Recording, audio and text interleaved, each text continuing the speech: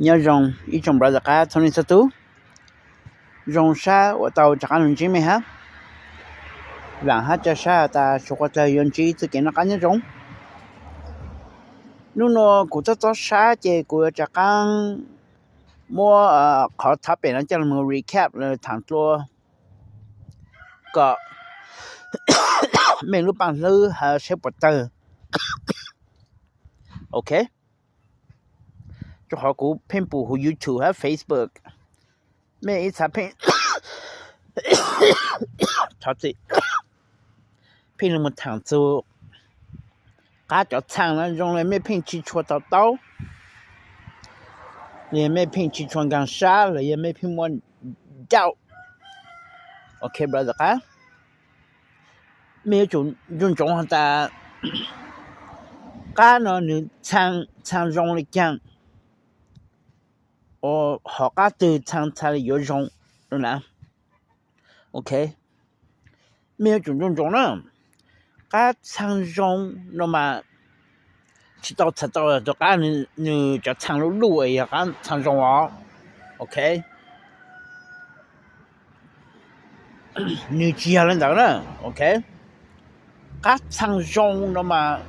在唱路唱米了应唱用了 OK 没有就包括 difference 哦嘛 majority 3/4 你要想着 7% 了嘛อย่าตัวกหยังๆนะไม่ตัวตัวกมีไอแต่สิตัวกหยังๆนะ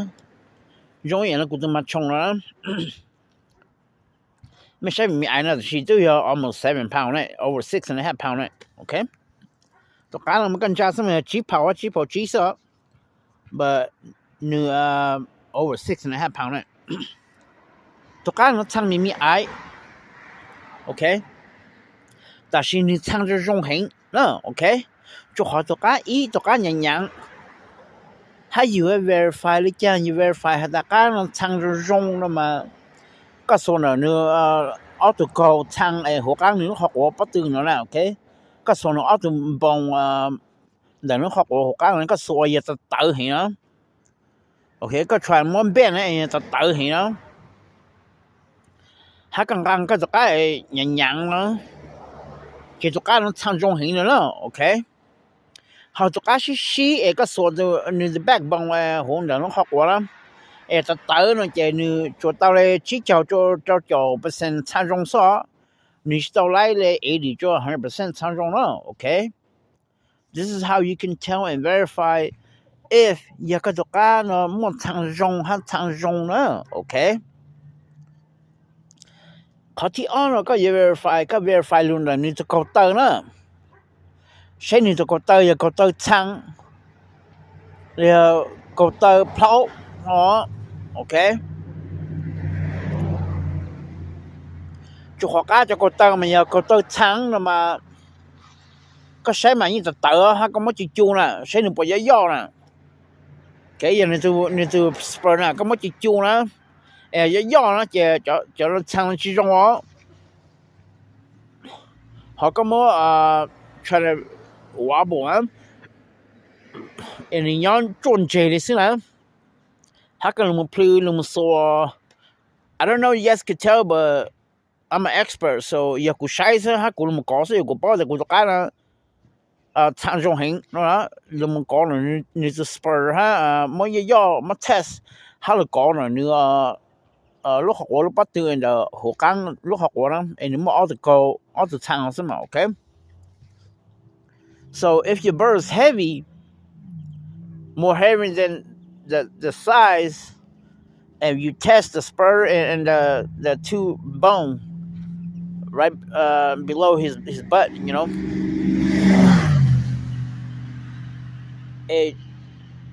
可能他有看到没他有看到但没就个唱中了没就个真样哈这 is a plus okay 这80 to 100% 这没就个唱中型了 OK 这个唱中了嘛你贴个型了 OK 你知道用意哦 OK 这个就个用意这一你叫 genetic 其中了 okay because genetic plays a part in there too okay อยากจะการ你这个你在产生中那这种了你叫 genetic weak 啊给这个你这个好 okay but nowadays I don't see that anymore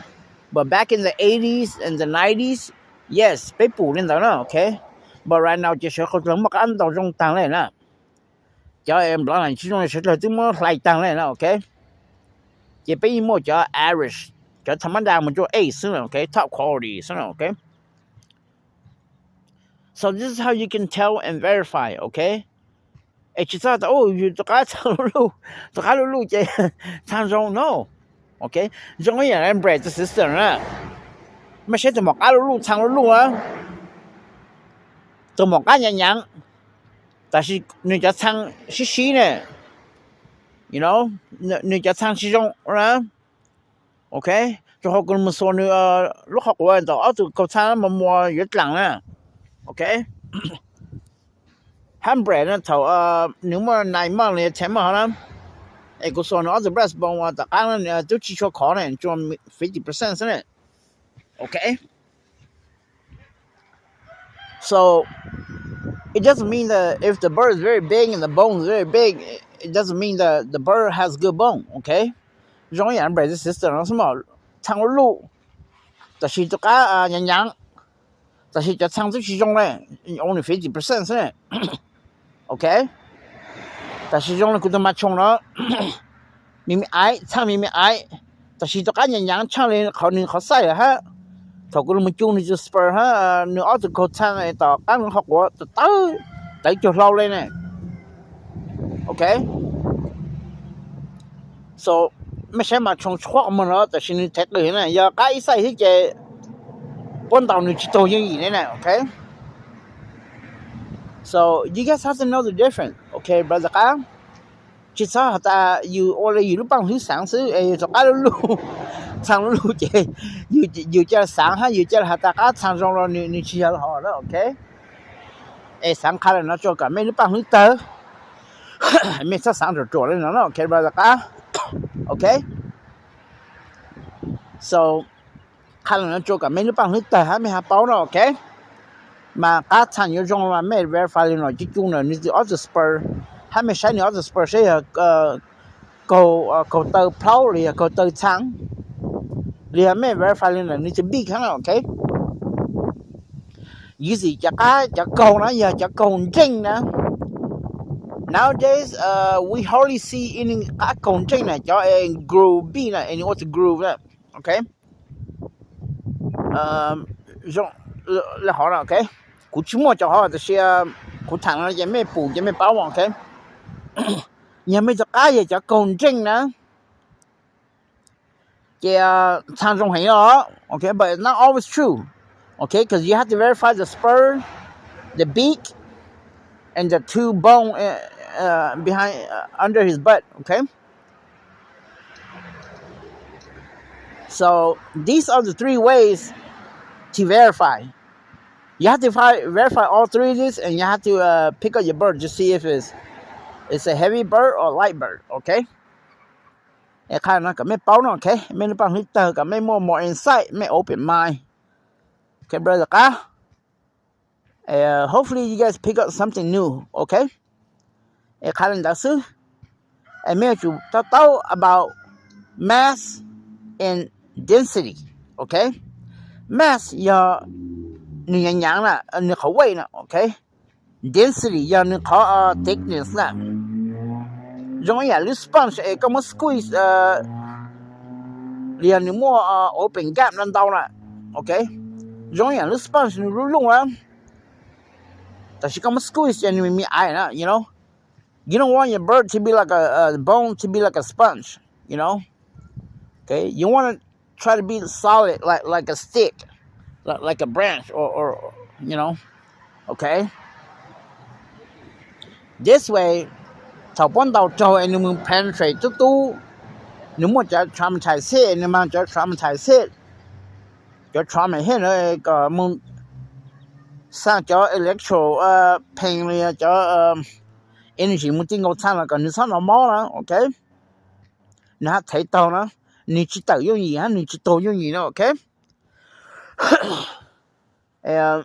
ก็ไม่ฮะเป้าไม่ตกการนะโอเคไม่ฮะชินโดนช้างนะโอเค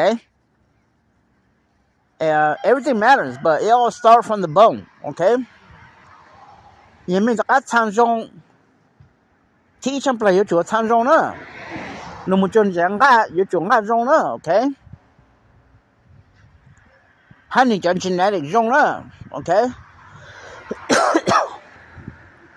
well I take it back first of all 你讲 genetic 有种 genetic 个中个 take 呢 okay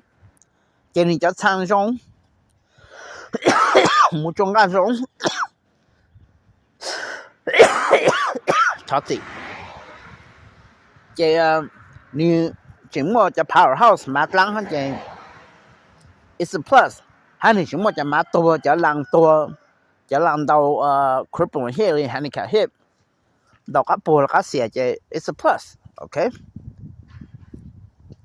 so you know everything matters and you have to look in all aspects okay but mainly it falls to the bone and genetic and the meat okay but mainly the bone okay so this is how you verify okay ก็参中一个 bone 了 okay กูจะmore 一来 video 谈哈这其中กู谈出more detail เลยได้กูสามารถ recap okay 就好ไป一查就这个家人拿给了有个人得了一查就进保持中保持当哈 okay so you guys still make mistake okay so you know กูถามแล้วซื้อ I'm gonna throw him there ก็more at least 20 minutes or 15 minutes okay so you know บางครั้งน่ะไม่จนๆจะการไม่ใช่อยู่จากการมีไอ้ฮะซอลูอ๋อมีไอ้จ้านะ你这种哈就可ก็อยู่กับจังอันเดียว相抛ใจอยู่ชัวกับติงเป้ากันตรงนั้นคงเหลือเสือฮักกันต่อเท่าตาหงเสือก็หันต่อโอเคฮักก็อยู่จังการลูเจเลยหยีพงเจเจ有主你莫马拉你参中哈你先中说哈你到不了说嘛个参那到那呢 okay 还意思讲了假如录了嘛你就ดูทะเลเก่งซะ mostly เจนี่ธรรมดาเจก็จะมันเดาเจเจ้าซะเลย80 to 90% กันเดาเจเจ้าซะเลยจังก็หยีพงเจแล้ว okay เจนอยัวๆหาตูยัว他也要开始走相关的才路个高哈了呢 okay so you're going to run into a lot of problem yes กูจะต้อง在背后都练习还练习了กู来一样了กู想有这个路说กูเป็น想到这个路哈กู一想我这个路是啥哈 but you know there's the flaws in there okay 没准正中在这讲这样we have to fall in the Goldilocks zone where it's not too hot, too cold. You got to be in between. Okay? So อยากการนึกว่า相抛就一抛相抛机 under 一抛了你要就好 Goldilocks zone where it's not too hot, too cold. Okay? So 刚才个赛赛个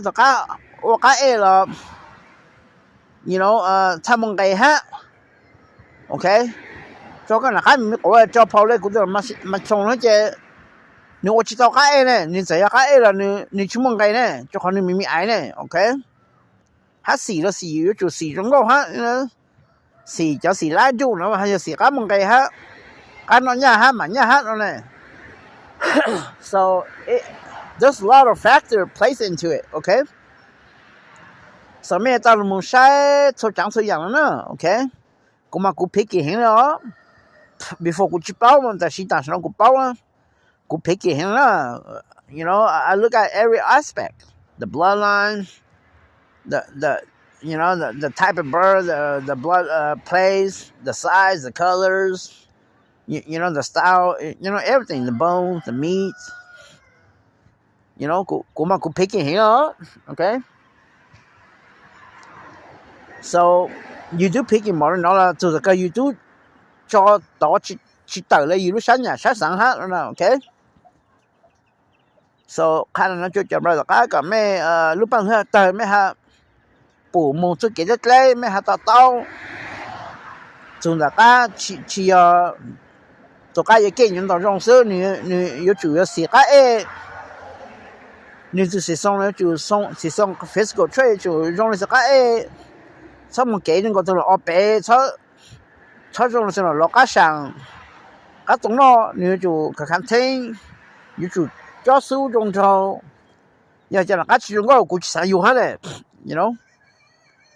So, I don't know about you guys, but, you know, I'm very picky. You know, I look at everything, you know. Okay? So, 这个有就抓到了就山下山上 So, 个没了帮黑的不是个有知道上的有做个路是就好家里你上到个路但是you're going to run into a lot of problems. It's, you know, the bird has to be over 1 year old to be fully mature. You know, and it's very hard to condition the bird. And mostly big bird are just average bird. You know, and if you take it to the game, mostly it's going to die. ไม่ใช่จะได้นั่นเราจะใส่ไว้เนี่ยไอ้พงเยเชนอกจากเจอถูกซะ Mostly 90 to 95% các chồng đâu số này nó chỉ tàu này cho họ nửa luôn hay nó trên gravity pulling down nó thầu lấy cái bé mong nó ở tất cả chỉ bùa đó chạy của ít cái chạy của sĩ chạy khẩu tử sĩ tôi chỉ sang đấy okay because the problem is the gravity how ở tất cả sang đó giờ I don't want to then you chỉ bùa lấy ít là ở chạy cái bé mong cái bao cái chỉ chạy你人家很简单按知道了他你是上他你outside 敌人多啊给你真到去 penetrate 哈嘞 Okay so gravity plays a big role guys okay this is why you want to stay in the Goldilocks zone in between 7 pounds to 8 pounds 7.5 pounds okay this way you know may fit work everything okay看了那个没有帮他但是 OK 被去上上了不被上 OK 被就我叫了可能问他你脑还被包了 OK 还 science OK 看了就是那个没有帮他但是不知道干了 OK 小姑爷他去他就跟他干了 OK 这是你有人在他你忙人在你我人在那 OK 不知道干嘛他就杀在没个到一样杀人在干 elephant OK 你个还这为了กู就没得谈了这什么为了谈这กู让说我说我在这么新 mix OK ก็เป็นมันไปทางเป็นมันวิโรใช้ถ้ากูใช้กู不ทาง到这样差就被搞了 OK trong sáng đầu hoặc là tôiจะchào của ha sẽ sai của video okay hopefully mấy hàng cỡ tao tới nhận cha ha okay and more not feel free to throw in the comment okay and I see you guys on the next video okay nhớ trong mày